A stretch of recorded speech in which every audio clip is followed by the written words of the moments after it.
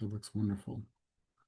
Yeah, Lulu, now I can see the language interpretation available, and it pops that up now that we're going. So it's definitely different now.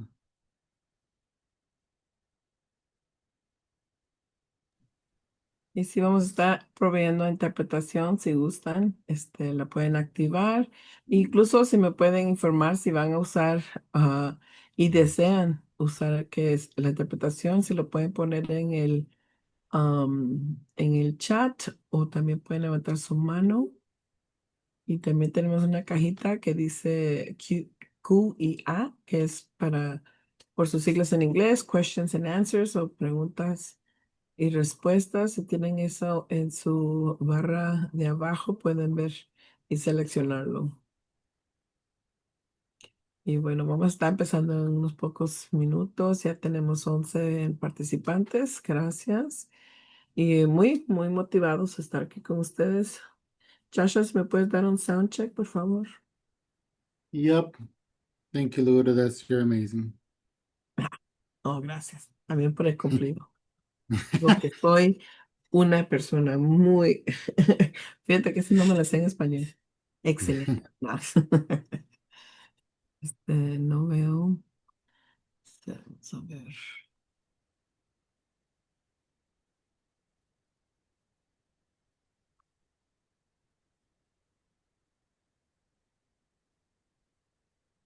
Y bueno, si están buscando interpretación, muy pronto lo vamos a tener. If we're going to be needing interpretation, we'll be having that available as soon as we activate it. You'll be able to choose English or Spanish. If you are listening and we'll be asking for those that don't speak English to put in the Q&A a response if they need interpretation. Y bueno, pues gracias por estar uniéndose a esta plática. Vamos a proveer la interpretación. Si usted está en necesidad de que sea usar la interpretación en español, puede ponerlo en la cajita que dice QIA, que es para pregunta, respuesta. Y ahí puede ponernos, por favor, si necesita que sea en español para poder activar la interpretación. And well, welcome. We're slowly waiting for some more to trickle in. If you are not bilingual or limited bilingual and prefer to have some Spanish backup, please make sure and let us know. Y bueno, pues si no es, si entiende inglés poquito, pero quiere aún tener al menos un poco de información en español, también vamos a estar activando el canal en español si hay necesidad. Y si no, pues podemos seguir con el programa solamente en inglés. And so far, we are waiting for more to trickle in. Just stating that if you are wanting to have this backup interpretation to Spanish, we will be offering that. We would like to know, though, if you could raise your hand or put it on the Q&A section or in the chat.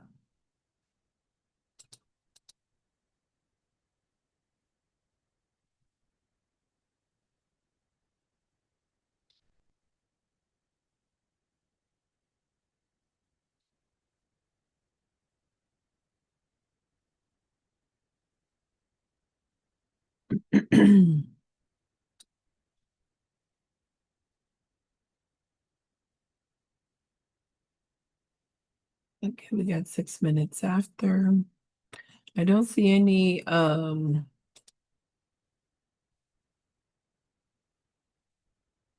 as it says in the chat, please let us know if you're going to need interpretation to Spanish. Por favor, déjenos saber si va a buscar o necesita que activemos el canal de interpretación al español. La presentación va a ser la mayoría, todo va a ser en inglés. Pero puede hacernos preguntas, comentarios también por medio del canal en español. Y si los puede dejar saber por medio de la cajita que dice Q y A, que es por sus siglas en inglés, preguntas y respuestas, questions and answers. Okay, I'm not seeing any. I'm not seeing none. Excuse me. So I think we're going to go ahead and proceed in English as we're a go team. I think we're a go. We could get a hands up, please. Okay. Honoring your time and space, thank you so much for joining us on this third of the series that we have held this last month. And we want to thank not only our staff at SIREN, but also our legal team who's been able to help us with this wonderful information and education.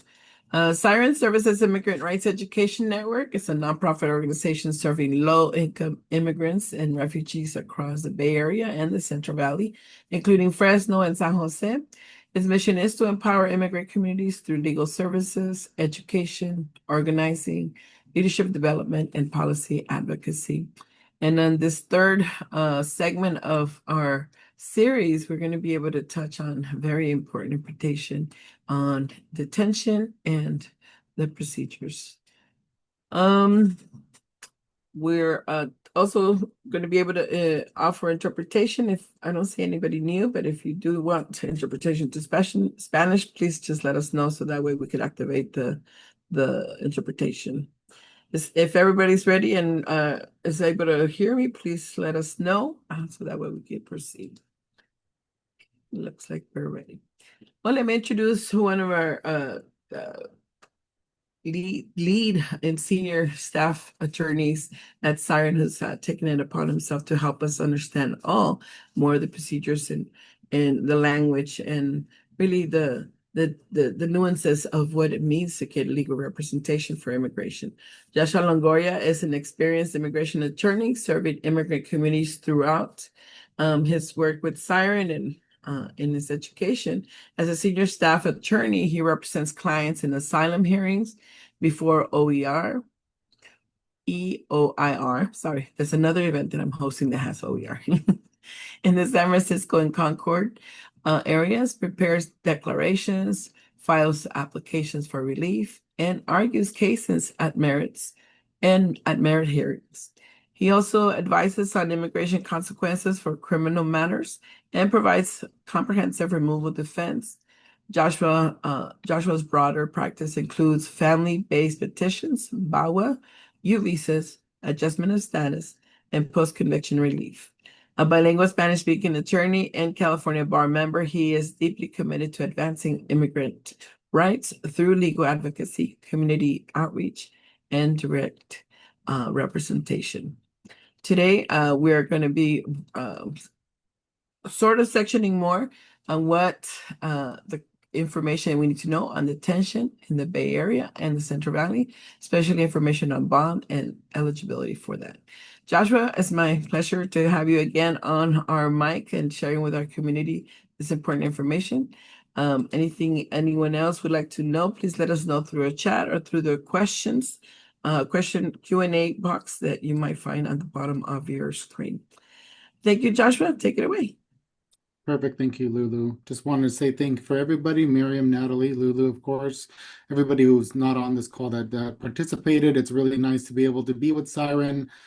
This is something I've never done before. I can definitely talk. I love talking, doing speeches, but having this organization that has legal representation, but also has this orgs and communications group, we could just internally do this. This is it's really special, and I just appreciate everybody doing the work to put this on and for letting me just do what I do, which is just talk a lot.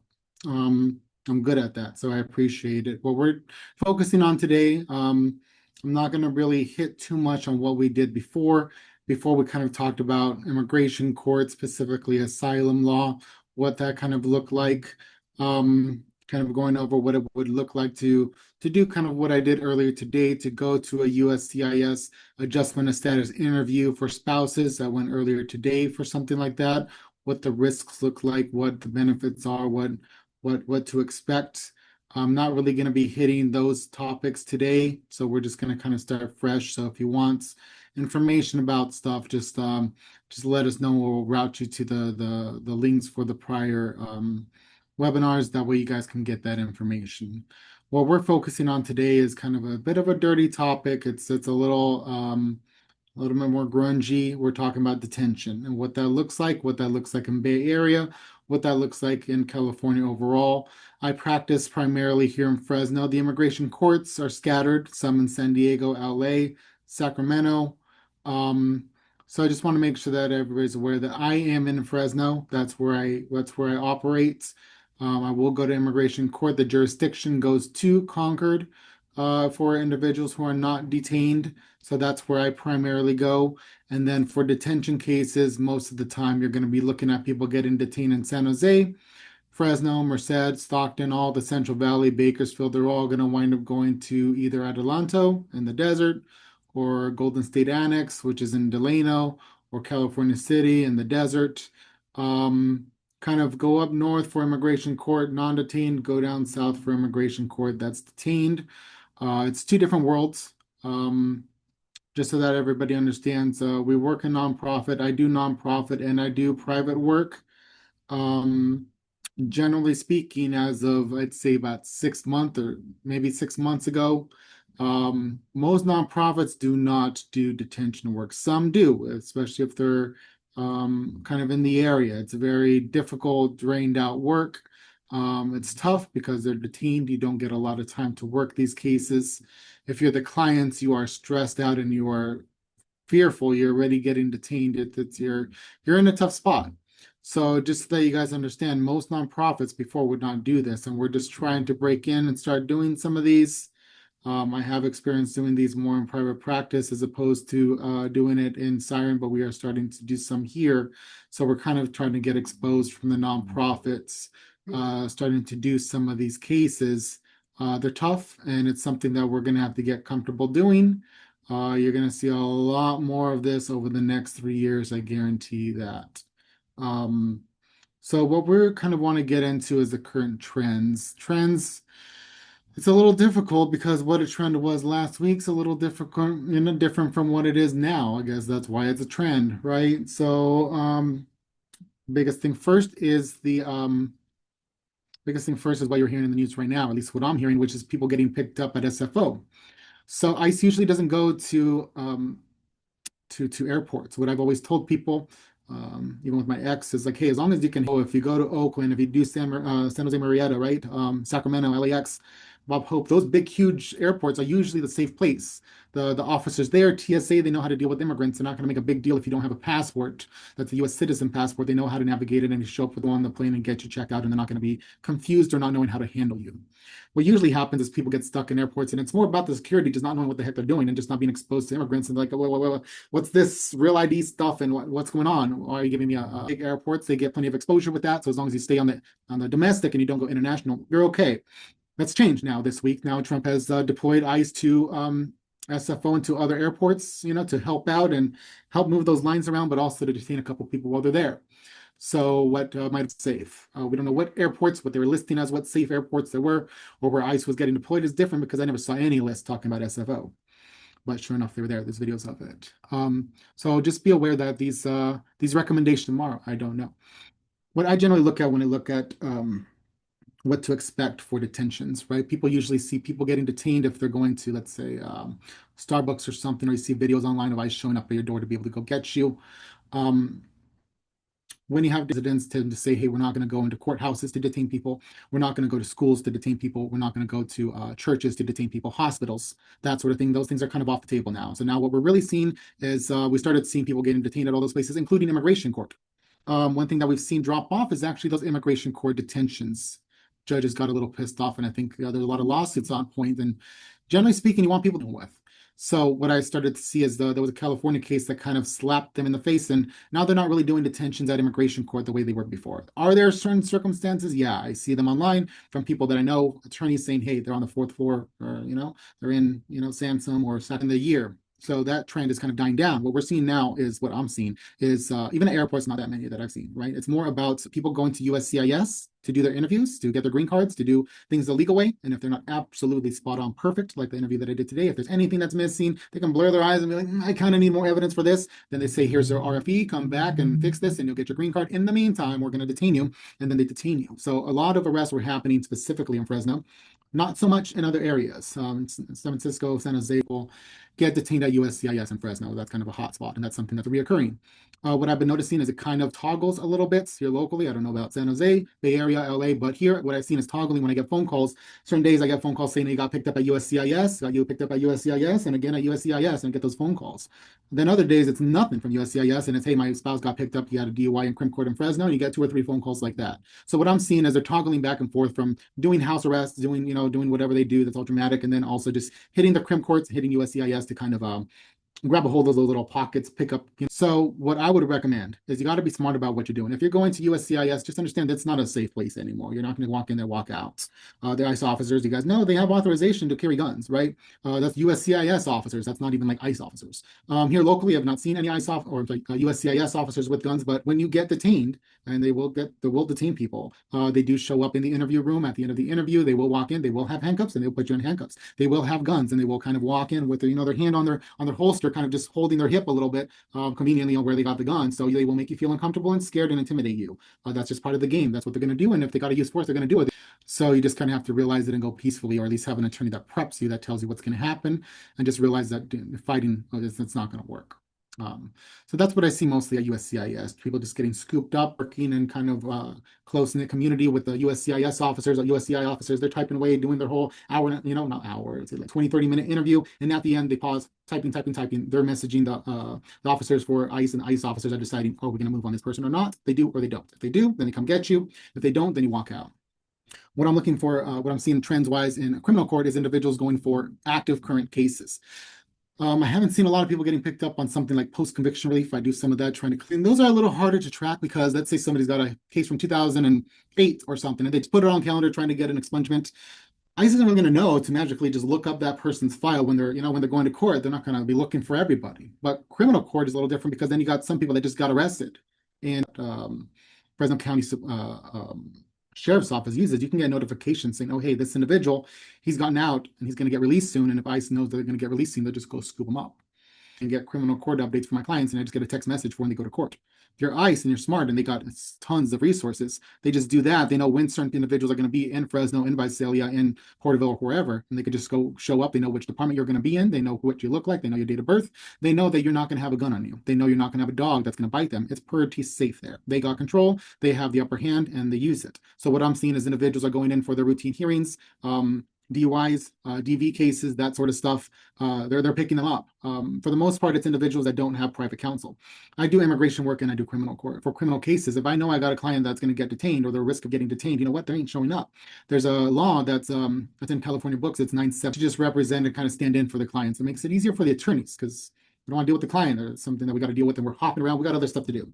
So we don't always want to deal with the client. So sometimes attorneys kind of want to make it easy. They're like, hey, don't worry about it. Nothing really happening at this hearing date. I'll appear 9-7 for you. Don't even show up.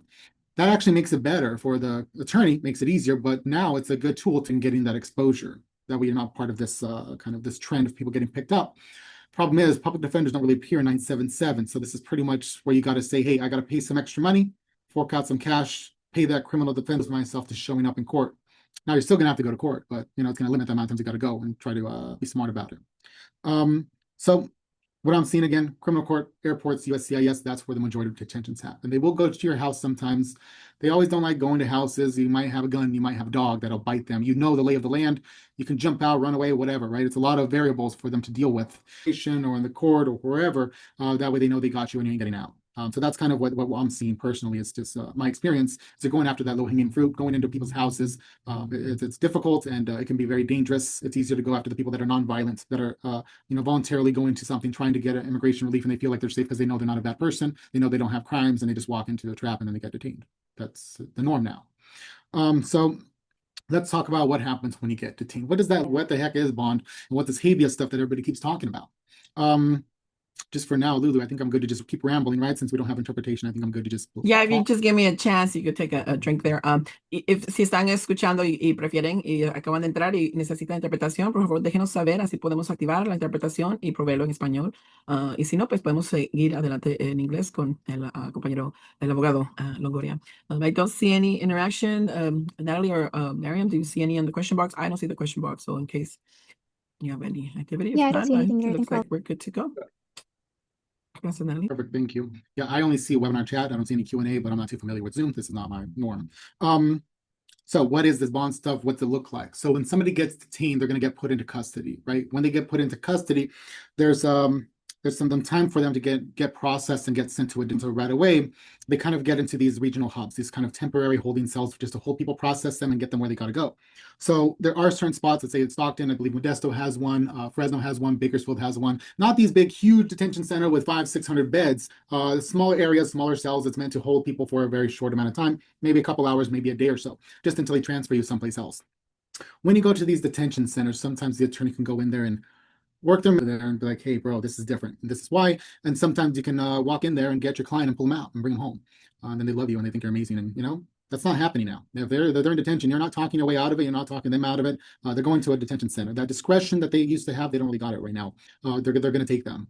So just understand. Oh, yep, Lulu. Okay, I do have a need to interpret, so let me just activate that for Ms. Rico. Entonces, si puede por favor pasarse en el globo abajo, puede ver donde está la palabra interpretación, y si está en un celular, puede buscar en su pantalla los tres puntitos para buscar interpretación y activarlo, y ahorita voy a pasar yo a activarme en español. Vamos a ver, vamos a hacer una prueba. Señor Rico, si está en el canal en español, se me puede dejar saber, no sé, se puede levantar su mano o poner un... Okay, she's raised her hand. She can hear me, but go ahead and speak so I could make sure that I'm not on your line.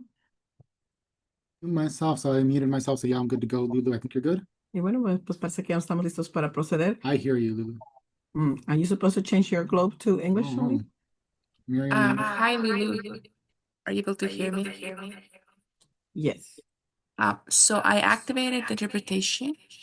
If you can just have her click on the globe and select the So Spanish. she can hear us, but it's me and Josh who are having.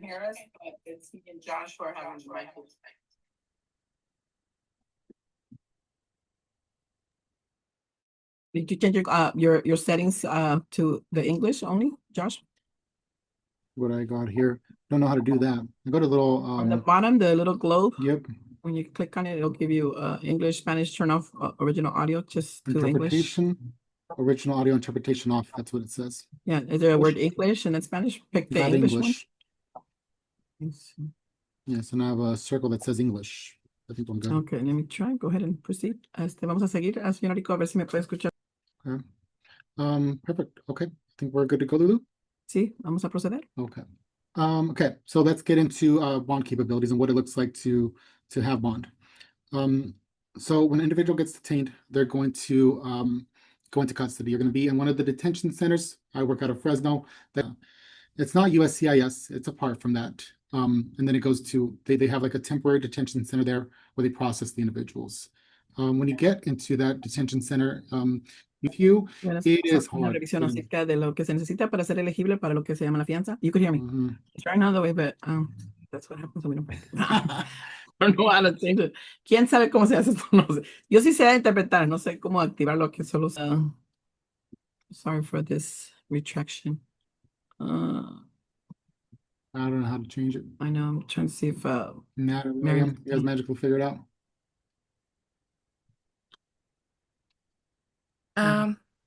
It's activated on my end, but I can hear both of you. So I was just wondering, Oh, if sí, la señora Rico puede, can puede ya, tell me puede dar su.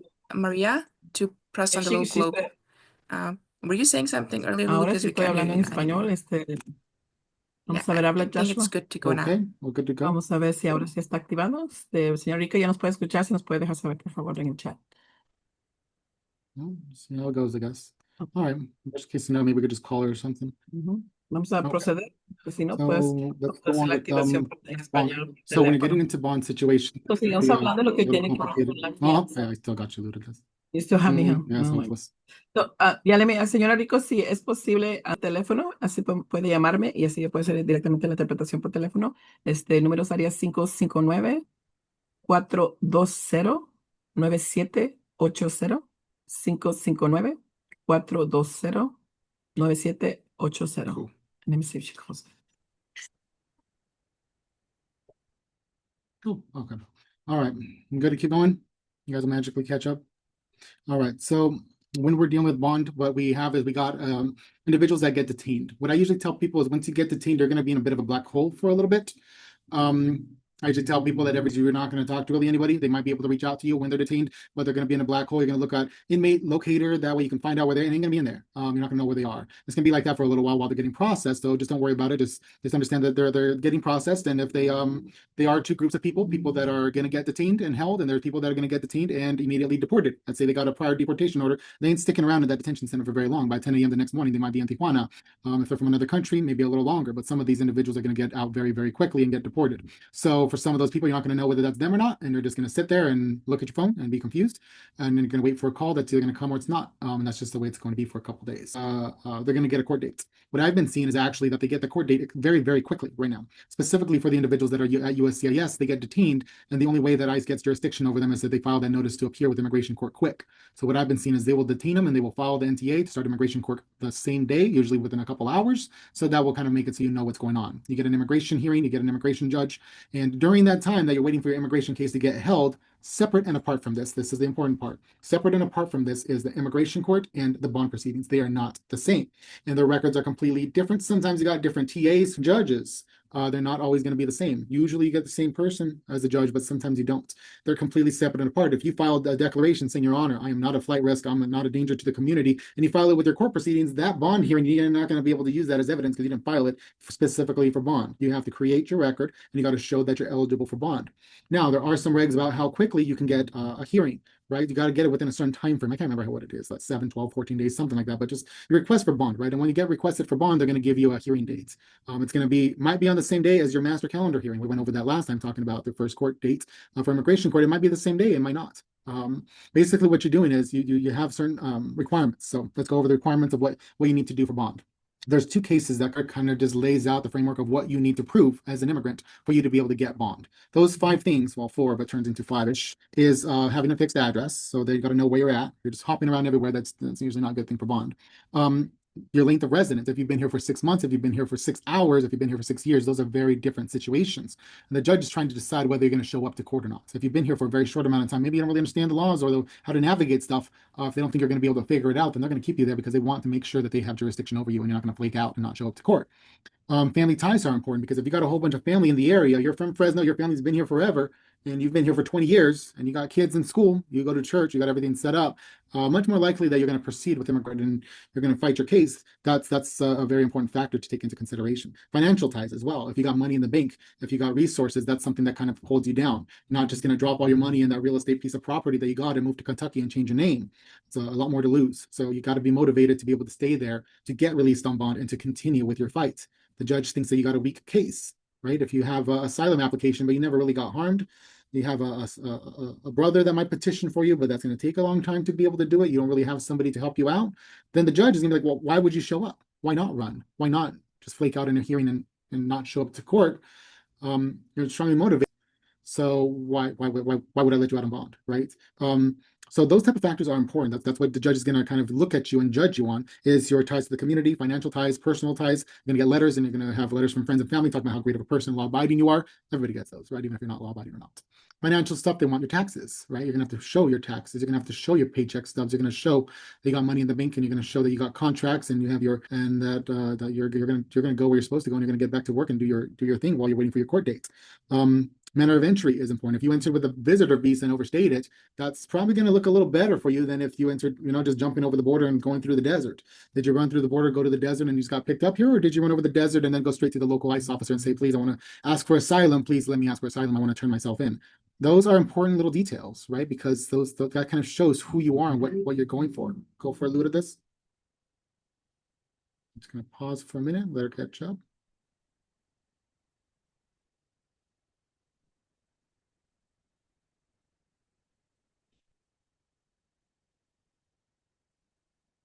Okay. Next, last thing that they started looking for much more. There's a case that just came out. It's called, oh, where are you at? Oh, I don't even have the name for it. It's something that I just didn't want to read. It's just a weird name.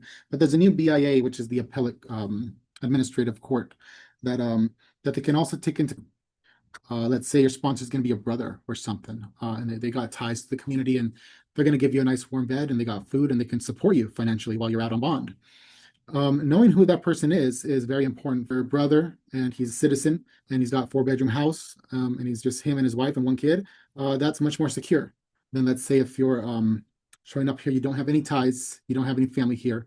You're just living in a one-bedroom area, and you share that bedroom with 4 other individuals, and you're hopping around between one place and another. Answering you is that's going to be very important. We call it a guarantor.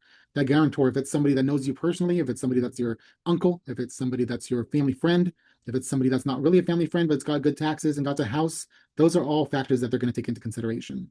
If the judge doesn't really think that that's the right person, or you just kind of paid them off a little bit or something, or they're just doing you a favor, but they don't really care about you and they don't really not going to give you food and feed you, go feed yourself.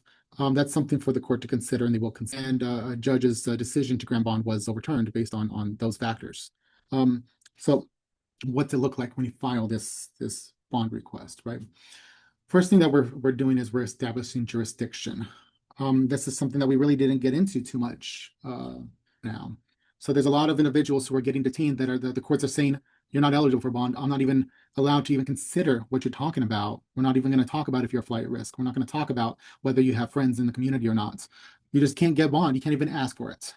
There's 2 big cases that came out. Those 2 big cases came out pretty much because Trump wanted them to come out. Trump has control over these. One of them is matter of, I don't even know what it is, something Hurtado. I call it Hurtado, right? And there's another one that's Q, like the letter Q, L-I. Hurtado pretty much is a case that said that if you entered the United States illegally, right? You came over the border, you jumped the border, you came in through the desert, you came in hidden in somebody's car, and just if you can't prove that you came in with a visa. You say you came in with a visa and you can't find it. You got to show by clear and convincing evidence you entered with a visa. If you entered without inspection, then you are categorically not allowed to request bond. There's 2 big groups of cases. There's 230. What they're starting to do is push everybody to the 235. 235 is going to require mandatory detention, and you do not have the right to ask for bond there. You want 236 because you're gonna, got the right to request bond. So what the Trump administration did is they started this policy that says, well, if you read it kind of in a way, kind of at an angle, the law kind of says that if you entered without status at all, then you're Hurtado, the class, you shouldn't be able to get out. And the judge says, no, I don't have a right over this jurisdiction. It's not my problem. You're getting detained and you can't get out. Over and over again, hundreds, if not thousands of times, that's illegal. Literally illegal. That's our federal government breaking the law just so that they can detain some people. And federal judges have been slapping these over and over and over again as illegal. You can't do it, called a habeas petition. Now, big picture, when you got bond proceedings, right? You can request bond with ICE. That's never going to get granted right now. Never. It's like a bad joke. You got to request bond. And they say no. So then you did denied bond, right? When you go to the immigration judge, it's not really requesting bond. It's for bond redetermination. For the judge to take a second look and decide, was that bond amount too high, too low? Should be eligible for bond? What's that look like? Once the judge denies your bond, go for a loot of this.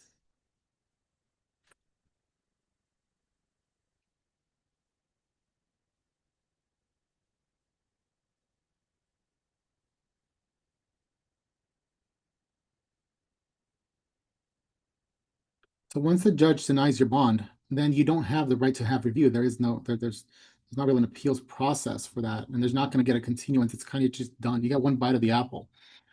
I mean, there's exceptions to everything, so you kind of can't appeal it, and you kind of for my clients, I'm usually like, if you lose that, you're done.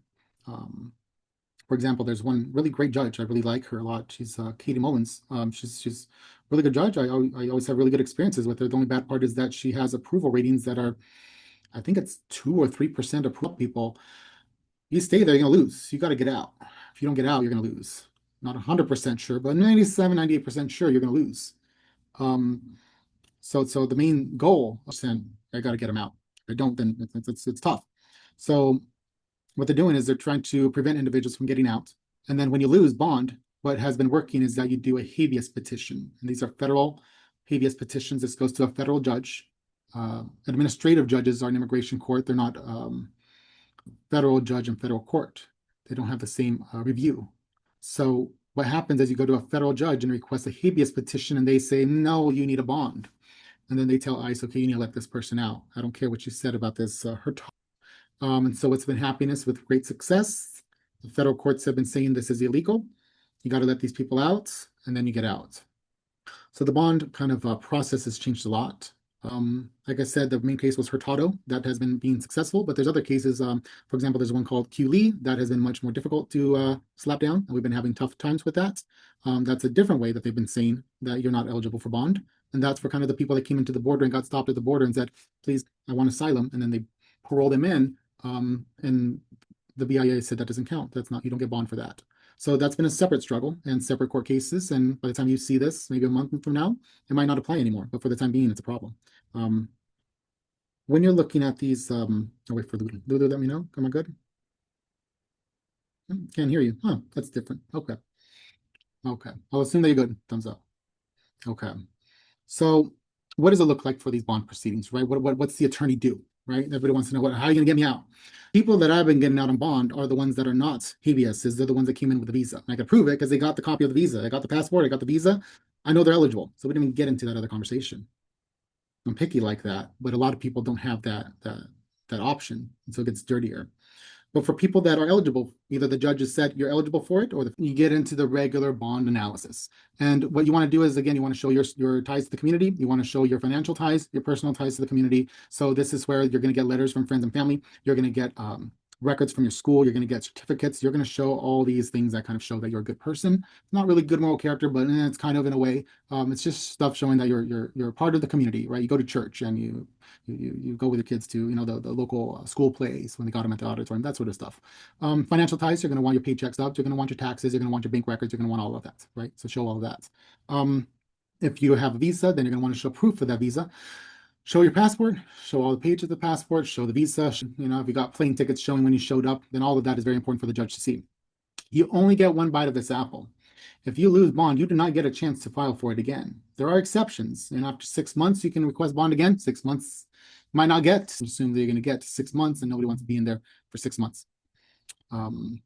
There are changed circumstances. Sometimes, if I'm able to pull a miracle and fix somebody's criminal record, so they're under mandatory detention, but I fix it. So now that, like, hey, change circumstance, give this guy another bite of the apple, let him apply for bond again. But usually, generally speaking, you get one chance at this bond. So you got to make sure if you're going to file this stuff, you're not going to be able to beef up your evidence later on. This is it. So you got to make sure you're on point and you're ready to go.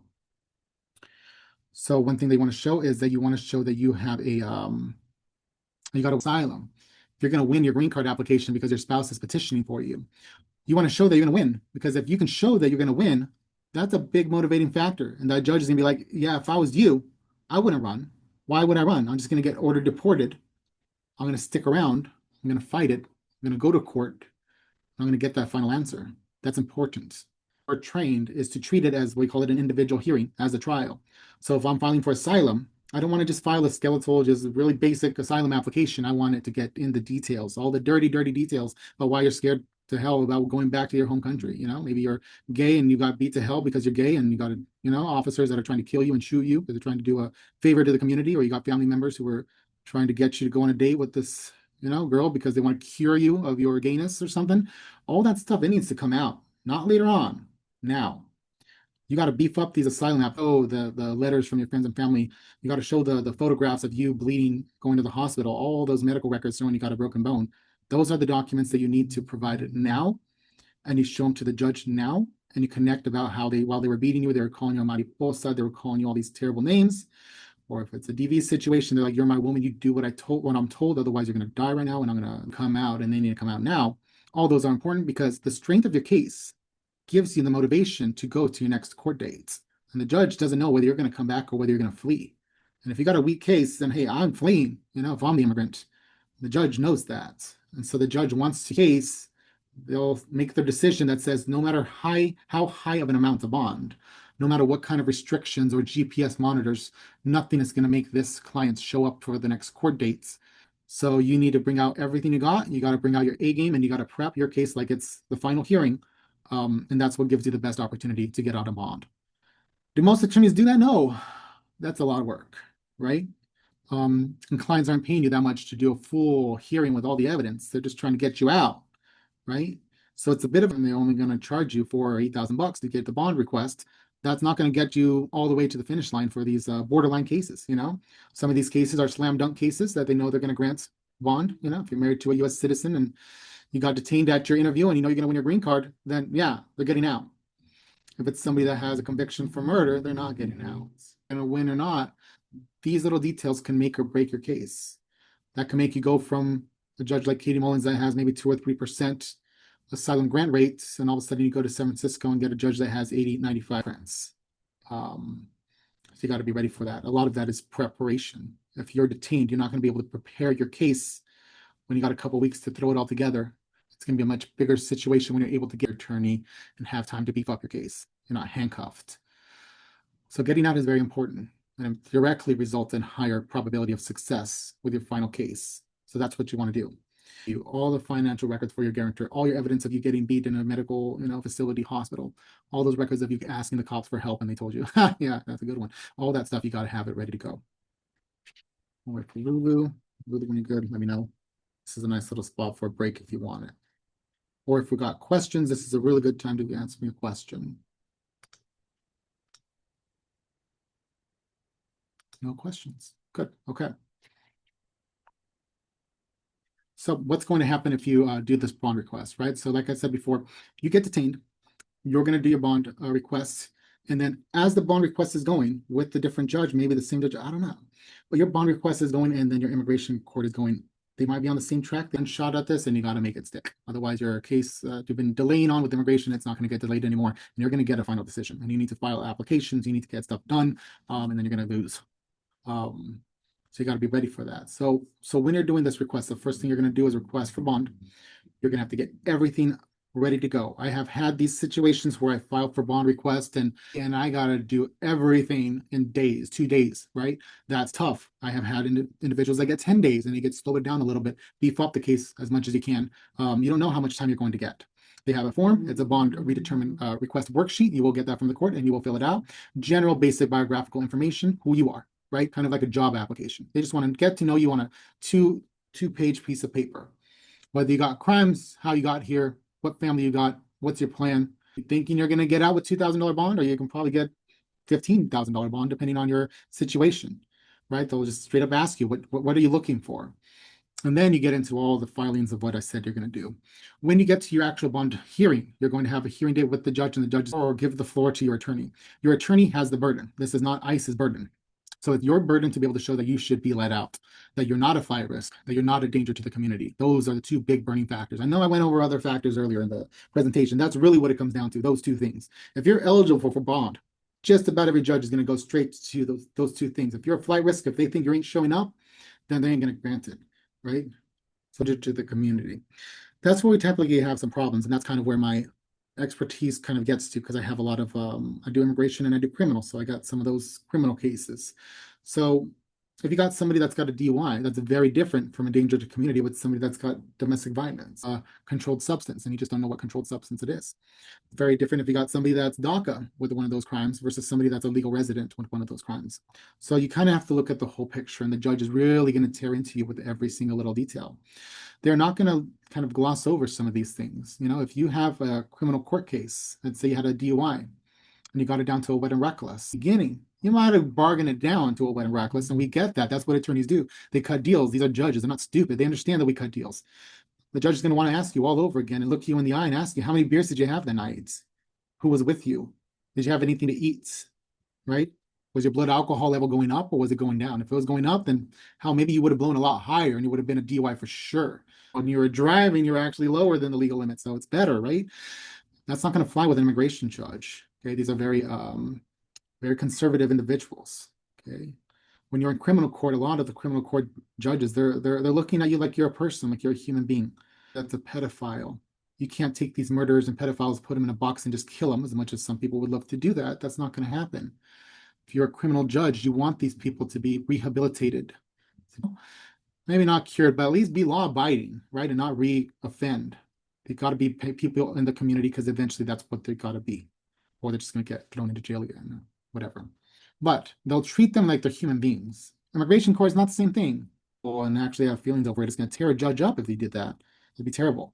So they can't always be interpersonal with these individuals. They're going to treat you more like a number than as a human being. So they're just looking to see if you're a danger, whether you got a crime, whether you showed up to that.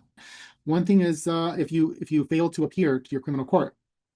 Let's say you're launching the news and you got a DUI and you got to go to court tomorrow, and you see all these people getting picked up by ICE at the courts. What are you going to do? You're going to go to court? Maybe, maybe not. If you don't go to court, well, then what happens? They issue a bond for your arrest. They issue a warrant for your, not bond, to and pull you back into court, and then they'll revoke the warrant for your arrest. If you're an immigration judge and you see that, hey, this guy, he got a DUI charged, he beat it, he wound up getting away and reckless.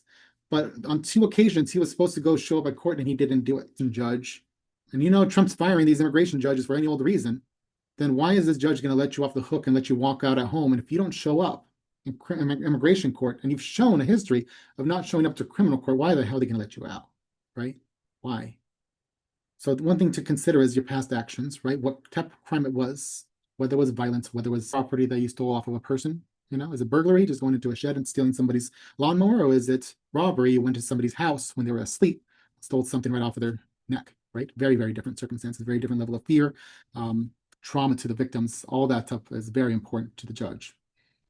One thing that is very important is about how you enter the US, right? We went over that, whether you entered with the visa or not, whether you entered with the little CBP1 app and you got paroled in. That's something that the judge is going to take into consideration. And you're going to follow whatever rules are in place, but maybe you don't want to follow what Biden said you should do.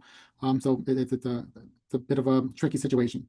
Criminal record is important. And the other thing is prior deportations. If you have prior deportations, you're probably not going to get out, right? So that's just something that you can fight for. You can probably do a habeas and get some success with. You might be able to do that, but getting prior deportations is prior detentions. There have been circumstances where, you know, you got a client. This hasn't happened to one of my clients yet, thankfully, but I've been in bond hearings waiting for my line and heard other arguments where somebody gets out on bond and they get a $5,000 cash bond. They put it up, right? They get another DUI, they get another domestic violence, and then you get scooped up by ICE again. Generally speaking, ICE can't pick you up when you've been already bonded out, right? But there's always exceptions to everything. And one of the exceptions is changed circumstances. And if you pick up another arrest, then that's on, and then you get picked up again, you got to put yourself in the shoes of this judge. Why the hell are they going to let you out? All you've shown is that you're a danger to the community and you just cannot conform your conduct to the law, right? Turn it to your parent and be like, you just, you know, reminds me of a friend that told me, yeah, if the definition of insanity or stupidity is doing the same thing, expecting different results. You know, the judge is going to feel stupid at that point, being like, why the hell am I going to keep letting you out and keep on reoffending and being a danger to our community? It's not going to be, it's going to look too good when they're trying to, you know, keep their job. So you got to put yourself into their shoes, and you have to be smart about things, and just understand that if you FTA, if you don't show up to court or across the street at the wrong place, those are things that are going to, you know, be working against you. So just keep that in mind. What we have seen is other issues is one case came out and there was a bond denied because the individual did not file their change of address form. You are required by law to, I believe, within 3 or 5 days. I can't remember off the top of my head.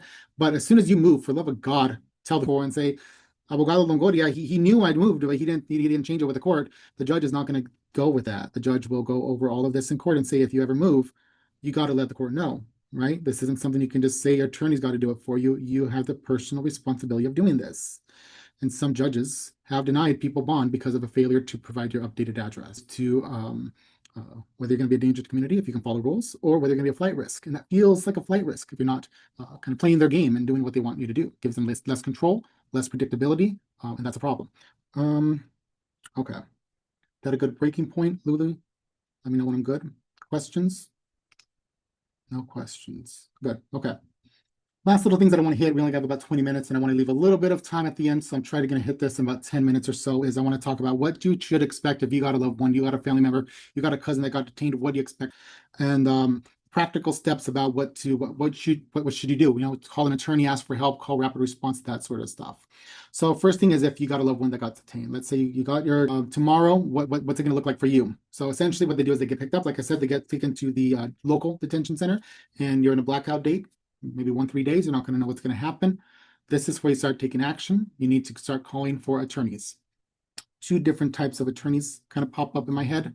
I think they are a bit magical in certain circumstances. I think they're a lot more magical in the Bay Area. Sorry to my Fresno peeps, but I'm part of the Rapid Response Network in the Central Valley. Okay, if I might get in trouble by saying this, but just my opinion. Okay, because they're not gonna be able to give you the answers that you need immediately, not the way they're currently set up. I'm trying to change that. But right now they're just gonna, you know, they're gonna give you a rundown, and it kind of reminds me of a quote when somebody's like, hey, I'm drowning here and you're describing the water, right? Like I said, most of the nonprofits are not gonna help detain people. It's gonna be a rare circumstance where you're able to help somebody who's in detention with a nonprofit. It's a rare occurrence. So you do want to call those, right? The rapid response networks, they're built to the big detention centers, right? You're going to be in Modesto, you're going to be in Stockton, you're going to be in Fresno for those hours, for those few days. You can have an attorney show up and let you know what to do. That doesn't help you with the bond. That doesn't help you with your final hearing, but it will help you with those first questions, which is, for the love of God, they just told me to sign this paper, and I don't know if I should sign it or not. Look up Supreme Court cases. It is not illegal for cops, for law enforcement to lie to you. Okay, they are not your friends here. They will tell you your case is denied. I looked it up online. It's denied. You lost already. Just go. And that's a lie. I've had clients tell me that. They're like, yeah, it's open. They are allowed to lie to you to get you to sign a document. They will tell you, hey, your spouse, they can petition for you. You'll be right back in a couple days, maybe a couple weeks. That's not true, right? Voluntary departure. And that voluntary departure means you don't talk to a judge. If you're Mexican, you'll be out by 10 a.m. in Tijuana the next morning. So rapid response networks will allow them to kind of try to get to you when you got that first interaction, when you get immediately detained, to answer those questions of, do I sign this document? I don't know what it is. Do I get out on bond? Do I see an immigration judge? That first wave of just immediate wrap. That's what the rapid response networks are built to kind of walk you through. Say, hey, you're toast. You can't fight. You're done, right? If you got an ag fel, if you're a criminal, and some people they're going to lose, and sometimes you just got to tell them that. And sometimes that's good advice, and people appreciate the honesty. So just walking people through that first shoot moments. That's what rapid response is for. If you call immigration attorneys, you got to expect that this is going to be expensive. For example, in private request. Then after they get out, if they get out, then you're looking for another 10 to 12 to 15 on top of that for the remainder of the process. This gets expensive, okay? If you're doing a habeas petition, I've heard of some attorneys doing it for fun before, so I got to teach myself how to do it. It's a waste of time. These are very expensive things, and money makes a big difference when you're doing these detention cases. It means everything. Unless you're a magical person that gets a nonprofit to help you, you're going to be hemorrhaging thousands of dollars. So you want to get a good representation. You want to know what your rights are. You want to know what the lay of the land is, because you got to be able to, that's when you start selling your car. That's when you start throwing it all for this cousin who just got recently detained. It's going to happen quick. Time's not on your side, and it's going to cost a whole lot of money. And you might win, you might lose. No guarantees in this game. If you lose the bond, then you're going to stay in detention. You can't try to fight it. You can't try to appeal the bond. That goes to the Board of Immigration Appeals, and they're gonna set discretion that no judge would agree to this, and this judge is way out of line. That's not going to happen. That's just not. So you just got to be mindful of that. You got to be aware that this is, if you're going to take the shot, take a good one. Best way that I recommend is for you to kind of protect yourself. And first step is watching these type of videos. Try to limit for the love of God.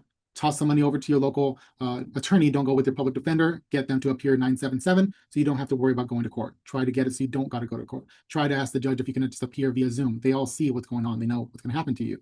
And in the state of California, the Attorney General has set up requirements for the court to use their discretion, not all the time, but they'll use their discretion to try to give the opportunity for immigrants to not appear in person.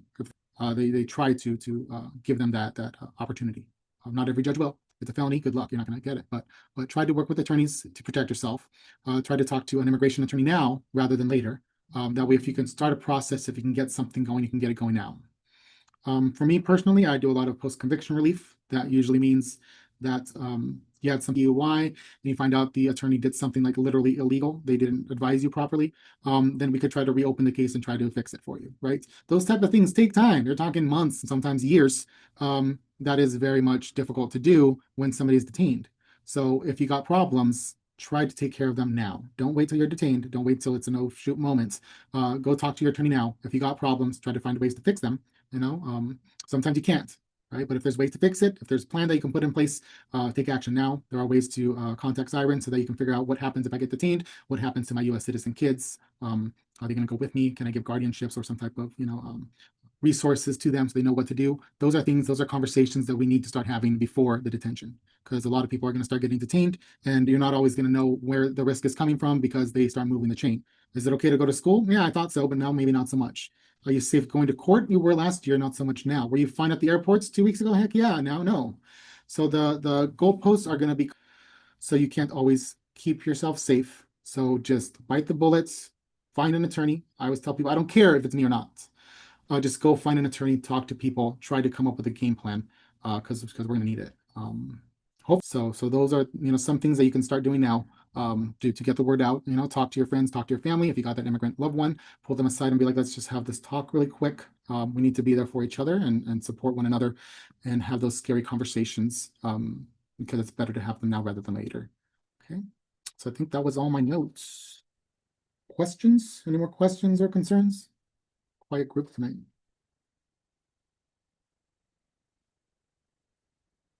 No? Okay, well, I think we're done about 10 minutes early. Miriam, you want to chime in? Are you good to go, or are you to this? Can't hear you.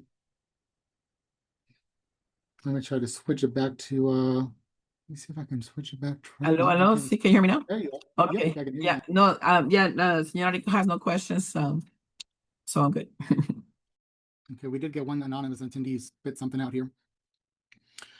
Says, I know that folks with previous deportation orders or criminal history have been highlighted as more at risk for detention, but for people who have been flying under the radar, could they be at risk at airports? I disagree. Other administration, including Trump, the first time, that yes, if you have prior deportation orders, if you got a criminal history, then you're going to get targeted. I think it's actually the opposite now.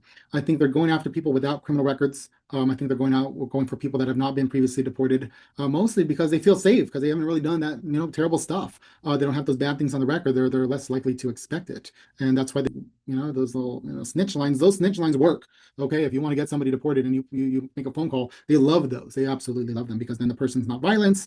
They don't know that ICE is coming, and their dogs aren't ready to attack, and they don't have guns ready to go, and they just stop you as you're going to McDonald's and corner you and get you out. I think I would disagree with them prioritizing individuals who are previously deported or have criminal histories. I think they're just going after everybody. So yeah, they'll be at risk. Everybody's gonna be at risk at airports. Don't fly, for the love of God, just don't. Next question was, if I am legally in the US and I get picked up, then what do you do then? That's a really good question. Generally speaking, if you're illegally here, either with a visitor visa, maybe TPS, then generally speaking, you're safe. This isn't generally speaking anymore. They have gone after some legal permanent residents. They've detained and gone after US citizens, even with some kids that are, minors, they'll deport them along with the parents, which is typically viewed as illegal. But they've been doing it, laws and blurring their eyes. So it kind of says in a way that you can do stuff, and they're going after people. So depends a lot. I think if you're very liberal, that's something that you should be worried about. If you're on social media a lot, that's something that you need to be concerned with. If you're pro-Palestinian, if you're pro-Muslim, I don't know if I should say certain things on here, but just based on what I've been seeing with certain people getting detained, if you're, the darker you are, the worse. You're black, that I've been seeing getting detained. Even people that should have a legal pathway. And just because you're a legal permanent resident, I have seen and I've reviewed documents that kind of, if I was ICE, I could use that to try to get somebody that's got legal status. For people that are citizens, citizenship is not absolute. You can interpret laws to be able to say, hey, if you, let's say somebody like me that's a US citizen by birth, can you strip my citizenship away? Sure. Our laws come from England. And if you do a crime against the crown, treason, you could strip somebody even if they're born here of citizenship. I mean, where are you going to deport them, right? But just, if there's fraud in the application, that's a huge way that Trump got some citizenships revoked and deport people. Just because you have papers doesn't mean you're 100% safe. All right. Similarly, for people who have, next attendee said, for people who have been flying under the radar, would you have a higher chance of being released if they do end up getting detained?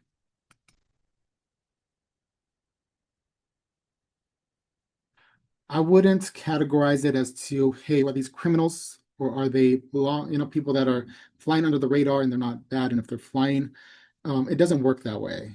The way I describe it is just, I tell people, if you fit into a basket, you're good.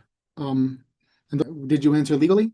Because if you entered legally, that makes a big difference than somebody that came in with a visitor visa and overstayed for 30 years or something. If you came in at the border and requested asylum, that's different than if you just hopped over the border 5 years ago and got caught when you're in Bakersfield or something. So it's not so much whether if you're a certain good person or not, if you're law abiding and not a criminal or not. That's not the way it works right now. It's these, we call them classes, right? So in Hurtado, it's, hey, did you enter without inspection? If it's QLE, did you enter and immediately within that certain amount, 100 miles of the border, did you request asylum? If you fit into one of these boxes or not, if you fit into one of these baskets or not, you're either screwed or you're not. So it's more of a categorical approach, not so much whether you're safe or not. And then it's just a question of how safe you are and whether you can get out on bond or whether you're toast. So I'd say those are good questions, but they're not the right question. You're not going to know that. An attorney might. Cool.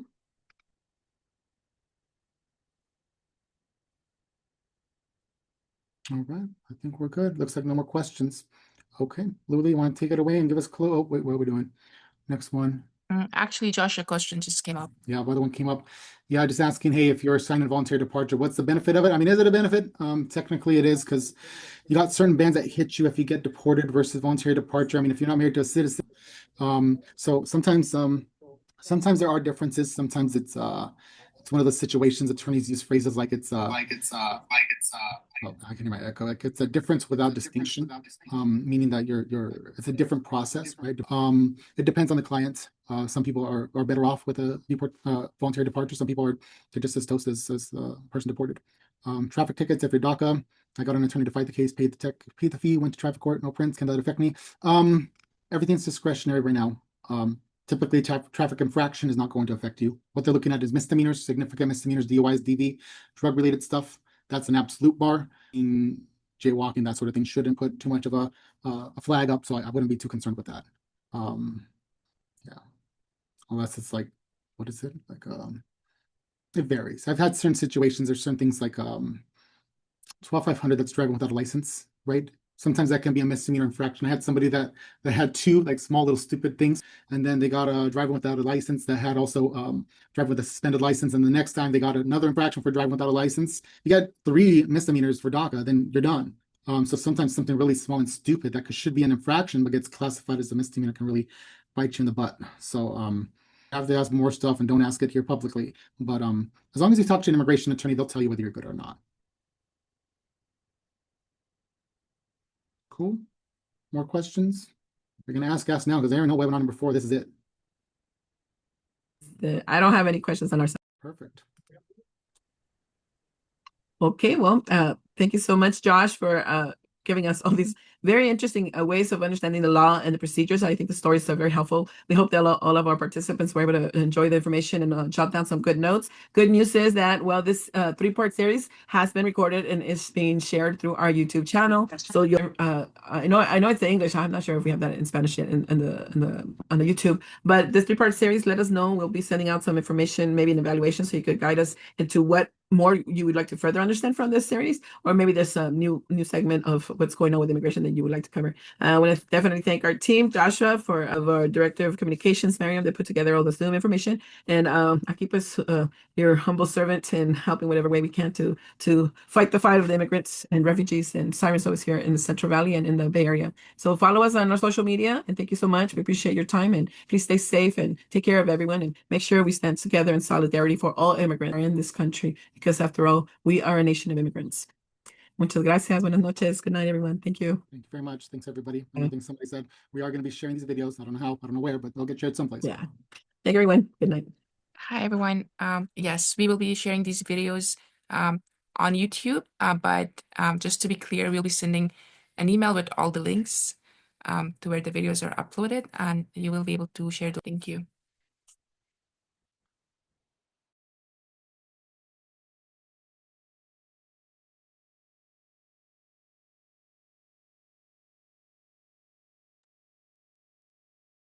Thank you so much, Josh.